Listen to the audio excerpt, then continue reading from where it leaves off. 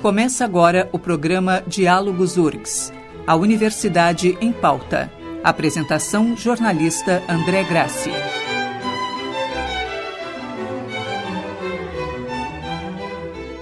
Olá, ouvintes! Está começando Diálogos URGS, a Universidade em Pauta. Este programa é um espaço para manifestações de quem está à frente da gestão da universidade. O nosso tema de hoje é o Setembro Amarelo e as ações que vêm sendo desenvolvidas pela URGS com relação a esse assunto. Estão conosco o reitor Rui Vicente Oppermann e a diretora da Faculdade de Medicina da URGS, professora Lúcia Maria Kliman. Diálogos URGS é uma parceria entre a Rádio da Universidade e a URGS TV, gravado em áudio e em vídeo e veiculado em diversas plataformas. O programa é transmitido pela rádio nas terças-feiras, às 11 horas da manhã, nos 1080 AM e em www.urgs.br/rádio. Em seguida, o áudio fica disponível no mesmo website e a versão em vídeo é publicada no canal da URGS TV no YouTube. O programa pode ser acompanhado ainda pela UniTV, canal 15 da NET, de Porto Alegre, nas quartas-feiras às 11 da noite, nas sextas às 6 da tarde e aos domingos à 1 da tarde. O Setembro Amarelo é uma iniciativa criada inicialmente nos Estados Unidos na década de 90 e veio para o Brasil através de diversas entidades como a Organização Mundial da Saúde e já é realizado aqui no Brasil, se não me engano, desde 2016, né, professora? Ou um pouquinho antes até. Não, até um pouquinho antes. E na URGS, né, também, mais recentemente, nós temos tido nos últimos anos atividades, até algumas inicialmente separadas, né, iniciativas aí, voluntárias, isoladas, e mais recentemente ainda, especialmente neste ano, nós temos realmente a universidade institucionalmente entrando nesta campanha. Professora Lúcia, inicialmente, assim, falar um pouquinho, né, do motivo, né, da campanha de prevenção ao suicídio, que é o Setembro Amarelo. Perfeitamente. É uma grande preocupação de todo o meio médico e deve ser uma preocupação de toda a sociedade as taxas alarmantemente crescentes de suicídio, principalmente numa faixa etária mais jovem. Nós temos um aumento nos últimos 25 anos em 1.900% o aumento dos suicídios entre jovens, homens de 15 a 44 anos. E é uma faixa que se identifica muito com o perfil dos nossos universitários, desde os nossos alunos até os nossos jovens professores e servidores técnicos administrativos. Então nós temos que falar no assunto. Antigamente se pensava, se acreditava que o simples falar no suicídio aumentava as taxas, mas depois se viu que isso era um mito, que isso jamais alguém foi se suicidar porque ouviu alguém falar de suicídio. Muito antes, pelo contrário, é muito mais provável que alguém vá se suicidar ou tentar se suicidar porque não teve oportunidade de falar do que porque alguém falou do assunto. E a gente tem que ter muito presente quais são os principais fatores de risco. Com isso que a gente deve se focar, o que a nossa sociedade, o que a nossa comunidade pode fazer para evitar esse suicídio, essa desgraça que a gente tem entre uma doença extremamente prevalente, uma situação trágica extremamente prevalente entre os nossos jovens. A gente sabe que a depressão ainda é o principal fator de risco. E felizmente, desde a década de 90, com o advento desses novos antidepressivos, da popularização do uso dos antidepressivos, as taxas vinculadas à depressão reduziram bastante. Mas nós temos outras condições não tão diretamente vinculadas à doença mental, que pode ser sobre a qual a gente tem uma intervenção menor, até as pessoas leigas ou a comunidade toda, que é o uso de álcool e o uso de cocaína. O uso de álcool e cocaína estão entre os principais fatores predisponentes para que resulta, digamos assim, no suicídio. Do ponto de vista social, a gente tem que estar muito alerta, porque o suicida, ele não acorda um dia e se suicida. Existem pelo menos 4 passos, 4 etapas do suicídio para as quais a gente pode estar atento. Tem o pensamento suicida, a ideação suicida, o plano suicida e a tentativa. Então nós temos que, na verdade, falar bastante desse assunto para que as pessoas estejam atentas a identificar entre seus pares, entre seus familiares, entre seus amigos, aquelas pessoas que começam a apresentar um comportamento diferente, que demonstrem algum tipo de pensamento ou até de ideação suicida, porque nessa fase é absolutamente prevenível e reversível o processo. E da mesma maneira que a gente sabe que existem fatores individuais e sociais que são predisponentes do suicídio, entre os quais, além do uso de drogas, além da doença mental, a própria situação econômica do país, as crises éticas, o desemprego, todos esses fatores estressores podem favorecer um pensamento ou uma ideação suicida. Mas a gente realmente tem que se focar, e eu acho que nesse aspecto é o nosso papel mais importante, é no reforço e no reconhecimento do que a gente pode fazer para minimizar esse risco. E está bem estabelecido que as relações familiares e as relações afetivas, as relações sociais bem estabelecidas, não é o número de curtidas na página na rede social, ou número de seguidores em outra rede social. Não é isso. Mas é o contato, é o olho no olho, é a disposição do tempo, é o preocupar-se com o outro. Esse estabelecimento dessas redes de apoio são fatores determinantes e que podem ter uma repercussão muito importante no sentido de reduzir esses índices tão alarmantes. Nós temos dados que sugiram que no ambiente universitário, ou eu diria até no ambiente universitário da sua área, da área de saúde, existe maior risco, existe uma taxa de incidência, porque se comenta isso informalmente. Os universitários estão tentando se suicidar, ou estão com depressão, estão estressados, e particularmente os acadêmicos, não só estudantes, docentes também, né? Isso é real? Existem dados sobre isso? Sem dúvida nenhuma. Nas áreas da saúde, especialmente na área médica, isso é um fenômeno mundial.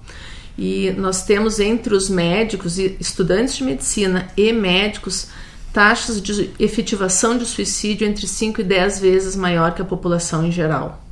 Isso não é um fenômeno local, isso é um fenômeno mundial. Algumas pessoas atribuem a diminuição de capacidade de resiliência, outros a sobrecarga de trabalho e até a facilidade de acesso a meios que podem facilitar o suicídio, né, ao propiciar. Existem diferenças muito grandes entre os meios pelos quais homens e mulheres, por gênero, tentam o suicídio, mas se sabe que, independente do gênero, a facilidade ao acesso a um meio capaz de provocar o suicídio é um dos fatores com os quais a gente tem que se preocupar. Em muitas faculdades americanas, nos trens chineses, em fábricas, trens japoneses, fábricas chinesas, são colocadas telas em todos os vãos livres, ou no metrô japonês são colocadas portas de vidro para evitar que as pessoas se joguem. Então, essa também deve ser uma preocupação, a gente reduzir as oportunidades de suicídio. Essa numa fase mais avançada, mas isso também a gente tem que fazer. E os médicos, infelizmente, a gente sabe que tem, particularmente em algumas especialidades, e casualmente as especialidades que têm uma taxa de suicídio maior, que são os anestesistas, eles têm uma facilidade de acesso muito grande a drogas controladas, e isso pode ser um dos fatores predisponentes para que essas taxas sejam tão altas nessa especialidade. A universidade, como eu disse, tem já se integrado nessa campanha há alguns anos, mas, professor Rui, nesse momento foi uma atividade mais institucional, digamos, né? Mas existiu uma coisa mais organizada. Perfeitamente. Assim, de fato, o Setembro Amarelo é uma iniciativa que já vem na sociedade, mas ainda não tinha uma organização sistemática na própria universidade. Nós, recentemente, né, efetivamos um grupo de estudo sobre a questão do suicídio que já vinha há algum tempo trabalhando essa questão de forma multidisciplinar.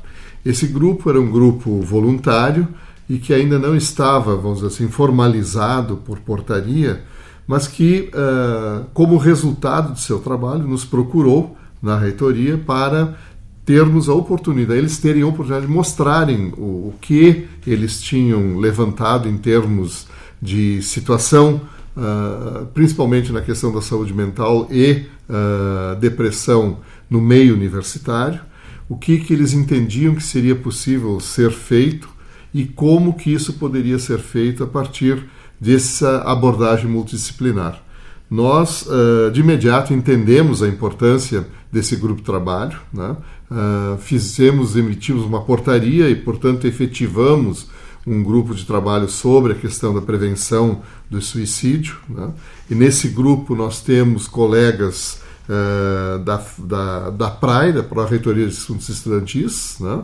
Temos colegas da FAMED, Faculdade de Medicina, da Psicologia, do Instituto Filosofia e Ciências Humanas, né? Que estão trabalhando exatamente nessa questão. E aí, a aquisição de uma organização da universidade para o Setembro Amarelo já vem na esteira exatamente dessas ações que se pretende realizar a partir de agora, André, não só como uma campanha, porque a campanha ela é meritória, ela é importante, ela levanta o assunto, ela cria o espaço de discussão, mas ela, no sentido efetivo de prevenção do suicídio, ela é efêmera, porque ela termina em setembro, né? E nós queremos, na verdade, que as nossas ações na universidade sejam de caráter permanente. E essa é a nossa preocupação. Festejamos o Setembro Amarelo exatamente como uma maneira de a gente dar início a essa sistematização e agregação da universidade às iniciativas que existem na sociedade, mas nós também queremos ter um plano de desenvolvimento de ações permanentes na universidade a esse respeito.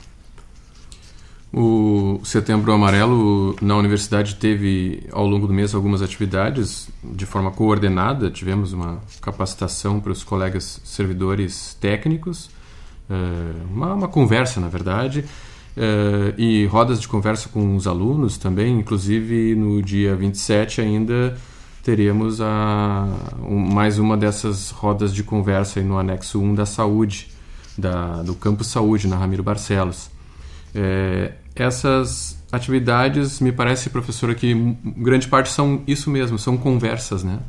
Seja lá qual for o nome, são sentar e falar. É isso, então, a gente está realmente, como a senhora disse, saindo daquele mito que nem aqui nos meios de comunicação a gente não falava no suicídio. Exatamente. Eu acho que o que é importante é desmistificar e tirar toda a carga de culpa que existe sobre a pessoa que tenta o suicídio. Que a gente tem que abrir portas, a gente tem que falar no assunto e criar espaços para que a pessoa possa, então, fazer esse relacionamento e conseguir falar do seu problema. Porque às vezes basta falar. Essas rodas não são para receber tanta a fala na hora, mas eu acho que é muito para a gente desmistificar e que sensibilizar toda a nossa comunidade no sentido de alertá-la para que fique atenta, para que identifique no seu próximo, mais próximo, aquela pessoa que precisa de um ouvido, que está com um olhar mais triste, que está mais calada, e que a gente chega e diz assim: eu estou te percebendo diferente, tu tens alguma coisa que tu queiras me falar, ou eu tenho alguma coisa, alguma forma pela qual eu possa te ajudar? Eu posso fazer alguma coisa por ti? A gente não deve ter medo de fazer isso. Mas isso hoje em dia é um pouco difícil, né, professora? Porque a gente tem uma invasão de privacidade geral, aí, a sensação, né, de que estamos... nossa privacidade tá pública. E aí a gente tem uma pessoa que a gente não conhece tão bem, né? Mas eu não vou perguntar diretamente, ou eu não vou acabar afastando. Quem sou eu para me meter na vida dessa pessoa? Isso é muito complicado, né? As pessoas estão expondo a sua intimidade em redes sociais para estranhos e a gente se sente agressor de tentar, ou um invasor do outro, ao se colocar à disposição. Então, se não quiser perguntar, tu tem alguma coisa para me dizer? Só diz assim: eu estou aqui para te ajudar. Eu estou à tua disposição. Que as pessoas saibam que isso faz muito mais bem do que mal. Que isso não é vergonhoso, não é constrangedor. Desculpa. Mas vamos ver o outro que está perto da gente como uma pessoa, como um ser humano que, como nós, tem as suas fraquezas. E vamos nós nos empoderarmos como pessoas que podem ajudar os outros da maneira mais genuína possível. Nesse sentido, André, tem uma questão que esse grupo de trabalho nos mostra, que além de você capacitar as pessoas a perceber sinais, né, de ideação ou do suicida potencial, o fato é que se você não sente ou não se sente capaz ou não tem a intimidade para, diagnosticando ou percebendo essa situação, intervir sobre ela, que você possa perceber que ela existe e buscar o auxílio que ele não vai buscar sozinho. Sim. Eu acho que isso é muito importante. Exatamente. Nós não podemos dar toda a responsabilidade a uma pessoa que conhece alguém, às vezes um colega de quarto, um colega de sala, né, que ele seja o agente capaz de modificar essa intenção suicida no indivíduo que estaria ao lado dele. Mas que ele, percebendo isso, ele saiba e possa buscar auxílio. E a universidade ela tem vários locais onde esse auxílio pode ser buscado. Na própria Faculdade de Medicina, nós temos no Instituto de Psicologia, nós temos a clínica, e na PRAE, na Pró-Reitoria de Assuntos Estudantis, também, né, tem pessoas preparadas para, em sendo notificadas de que há sinais dessa natureza em alguém, que essa pessoa possa ser buscada e ser aí sim trabalhada e abordada por pessoas que têm um conhecimento capaz de fazer com que, se pelo menos não se faça reverter, mas que se possa criar condições de controle da situação. Porque esse é o aspecto fundamental. O suicida ele não deixa de ser suicida por uma razão que a gente descubra que ele é ou que ele tem a potencialidade de suicídio. Ele tem que ter todo um processo, por exemplo, na depressão, de tratamento da depressão, para controle da doença, a fim de que ele possa, a partir daí, ter condições de fugir ou sair dessa intencionalidade ou ideação suicida. Então, essas atividades do Setembro Amarelo, elas são também atividades de capacitação de técnicos administrativos, docentes, para que, percebendo esses sinais, possam buscar auxílio, encaminhar ou ter a condição de fazer esse auxílio. E é nisso que eu me referi, que essas atividades nós queremos ter elas de forma contínua e permanente em toda a universidade, de tal maneira que as pessoas interessadas se capacitem para observar, diagnosticar, né, e buscar ou recomendar uma intervenção de quem possa fazer esse tipo de intervenção. Bem, sistematizando então os caminhos são esses, pelo menos dentro da universidade, Instituto de Psicologia, a clínica no caso, isso. A Pró-Reitoria de auxílio ao estudante, e o que mais? Assistência estudantil. A Faculdade de Medicina, onde na Faculdade de Medicina? Na verdade, nós temos um grupo de professores que está estudando, nós estamos montando um programa de extensão, mas eu acho que agora, a partir dessa centralização, o que é importante a gente dizer, A universidade está preocupada, nós estamos estudando a melhor forma de nós levarmos toda essa informação ao maior número de pessoas. A gente tem que saber que existe uma rede pública que também está preparada. Então, essa sinalização, o que fazer quando eu percebo alguém diferente? Com quem que eu devo falar? A quem eu posso me reportar? Se eu realmente percebo alguém numa situação de risco, o que eu tenho que fazer? Esse tipo de divulgação é muito importante da gente fazer na nossa comunidade. E a gente, às vezes, situações de emergência, eu posso levar para o pronto-socorro, se eu estou na frente de um fato mais concreto, de uma emergência. Existe o posto do IAPI, que é uma emergência, um CAPS, super bem estruturado para atender tanto caso de droga quanto caso de depressão e suicídio. Então, eu acho que depende muito da fase que a gente está falando. Então, se eu percebo um colega de qualquer nível que tem uma mudança de comportamento, eu sou um agente que eu posso começar a dizer, eu estou à tua disposição, eu posso te ajudar a procurar ajuda, né? Eu posso te ajudar, tu pode te ajudar e nós dois podemos procurar junto ajuda. E eu acho que é importante mostrar essa rede montada pela universidade, que a universidade é parceira, a universidade está preocupada e nós não vamos deixar de medir esforços no sentido de nos unirmos e montarmos a maior rede de apoio possível. Eu, assim, como complemento dessa questão, eu gostaria apenas de lembrar, nós tocamos nesse assunto anteriormente, mas que é um fato importantíssimo, é o reconhecimento hoje de que depressão é uma doença. Ela não é só um baixo astral, não é a pessoa apenas, estou com dificuldades. Na verdade, quando se percebe uma pessoa deprimida, a melhor atitude é buscar tratamento, né? Não dá para convidar para uma festa que vai melhorar, vamos sair para beber alguma coisa para melhorar. Não, doença a ser tratada. Então a depressão tem tratamento, o tratamento reverte fantasticamente as taxas de suicídio, né?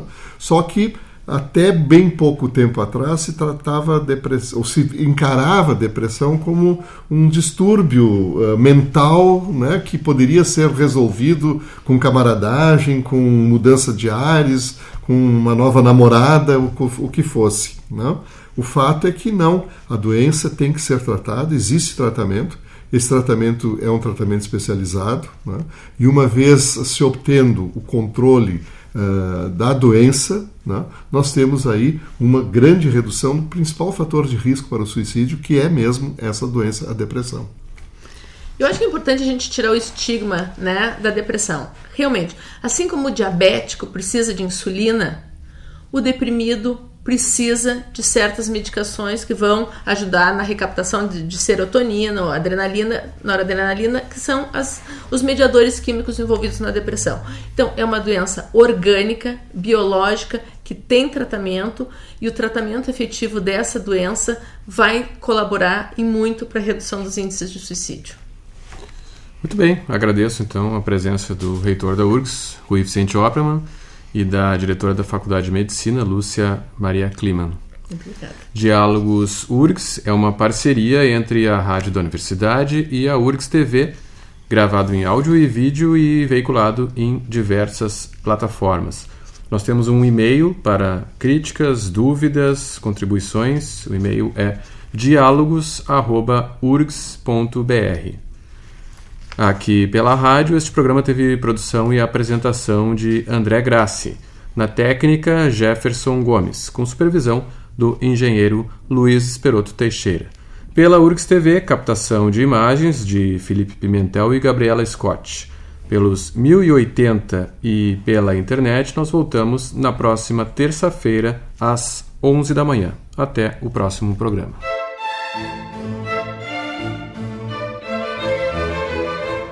Diálogos URGS, a Universidade em Pauta.